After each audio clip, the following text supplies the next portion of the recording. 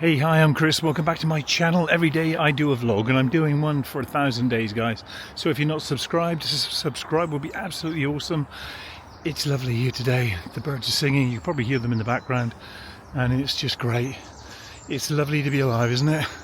How you live your life and what you do is entirely on you. The choices you make, the things you do, the places you go, the people you meet, these are all on you. And isn't it great that we've got the freedoms, the ability to be able to do all that? And sometimes people really question those freedoms, don't they? How can you possibly enjoy life living alone? How can you do that? I think there's an awful lot more people my age and older who choose to live a more, shall we say, sustainable life on their own. And being alone, being on their own, well, I guess they forayed into relationships and it just hasn't worked out. And when you understand that, when you, I guess, have been burnt by a relationship, living alone is preferable. You don't necessarily want the hassle that can bring. Now, relationships are everywhere. I'm just walking up the pathway now and seeing somebody hold hands. It's absolutely everywhere. And society says if you're not in one, maybe, just maybe you should be in one. And hello. And yeah, maybe we should. But it's crazy, isn't it, that we expect, you know, that kind of society expects that of us.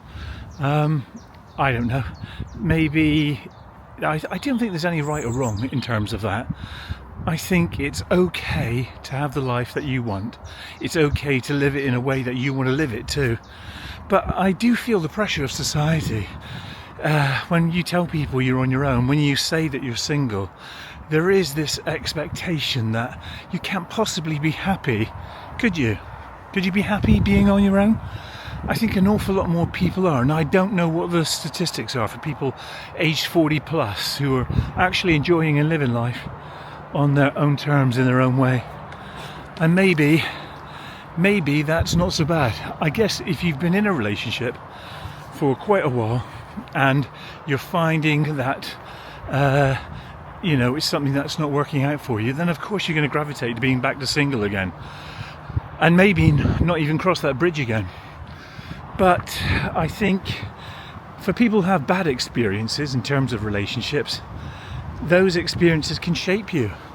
And it may mean that you don't necessarily want to go back to that place again. And staying alone, living alone, I guess there is a real difference between being alone and feeling lonely. So if you feel lonely, maybe you sort of want the attention, if you like, or the companionship of other people. That is something that can be prevalent, can have an impact in your life. There are times when I've been on my own and felt lonely, and yeah, I think it's natural then to go out and seek new experiences with new people, try and make that connection, communicate with people, do all the things that you need to do in order to live a sustainable life. And that's, I think, perfectly natural to do when you do that. I think it is. And I enjoy the company of other people. For me personally, I like connecting with people. I love listening to their stories. I love listening to, I guess, a different sort of perspective on life. I love biographies. It's always interesting to read other people's lives, be fascinated by that. And I guess the risk being is that if you share your life with somebody and they don't have that shared sort of interest with you, sometimes even in a relationship you can feel lonely. And that's at times, I guess, people in relationships experience that.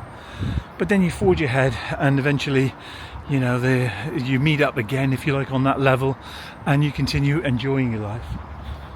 Isn't it funny? Life is so very, very strange. I read somewhere recently that people who aren't in relationships are desperate to get in one, and people who are married are looking at getting divorced. Now, there may be an element of truth to that. I don't know if there is. I'd like to think that most people who are together actually really enjoy their time together. And that is such a fascinating human sort of concept, isn't it? So everybody who isn't in a relationship want one, and people who are in one want to get out of one. I don't know what that says about us as human beings, as creatures walking this earth. Who knows? Maybe I think we as creatures cannot live completely independently on our own. We need some kind of contact, some connection. And I think if you get that connection and it's fulfilling, no matter what the level of that connection is, that's enough. That's enough for most people. Most people thrive on the fact that they can have a bit of both worlds, Sometimes people have relationships where they just see somebody for a short time, and after seeing them, they go back to their place and enjoy their solitude, their space, their sort of pseudo-single lifestyle. And that would probably suit an awful lot more people. And I think the chances of getting older getting married when you get older, that's something that I think probably a lot of people wouldn't venture off and get married again. But it really depends on if you found the right person, doesn't it? It depends if you have that right person in your life. But there is a vast difference between being alone and feeling lonely, and there's no harm in that. I don't see an issue really with people trying to enjoy their lives in the best way that they can. But society kind of puts a sort of puts something on you, makes you feel bad for being on your own. People expect you to say, yes, I've got a partner. Yeah, my partner is X, Y, and Z. And it's funny. It's the pressure's there, isn't it, for some people? It really is. I think if you're just happy living the life that you want to live, being the person you want to be, in the way that you want to live that, then that's good for you. There are some people though who've been together for ages. They meet each other at school, you hear that all the time. And they've spent the last 40 years together. I mean, that is pretty incredible. It's pretty awesome.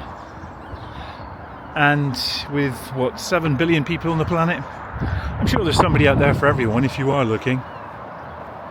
And if you aren't looking, I don't think society really should put that sort of pressure on you. But you do feel it sometimes, I think. But there is a vast difference, isn't there, between, that lonely feeling. If you are lonely or feeling lonely, then it's natural to want to reach out and try and connect with people. If you can do that, then that's a way of pressing forward. But I don't see being on your own as a negative. The benefits are there, aren't they? You can do what you want when you want. You can see who you want at any given time. If you wanted to get up in the middle of the night, you could easily put the TV on, relax, unwind, maybe raid the kitchen, maybe do the things that you feel that you want to do. These are all things you do when you're probably single. And I'm not saying for everybody. There are probably couples that get up in the middle of the night and do all that and enjoy their lives quite easily by doing that. But single people, they say the benefits are there. But what do you think? Do you think it's natural and normal for people to have that in their lives? I don't know. To be alone forever? Like I say, some people are actually burnt from the prospect of having a relationship and aren't interested in pursuing anything more in their lives. And if that's what you want to do, then fair play to you. That is what you should do. And when you accept your life on the conditions that you want to live it on, that's not a bad thing, is it? To live the life that you want, to follow your dreams, to follow your pathway, and if it involves somebody, that's great. And if it doesn't involve somebody, guess what? It's still great. It really is. And just remember, when you're on your own, you do get to make your own call, your own decision. But having said that, the benefits are there on both sides.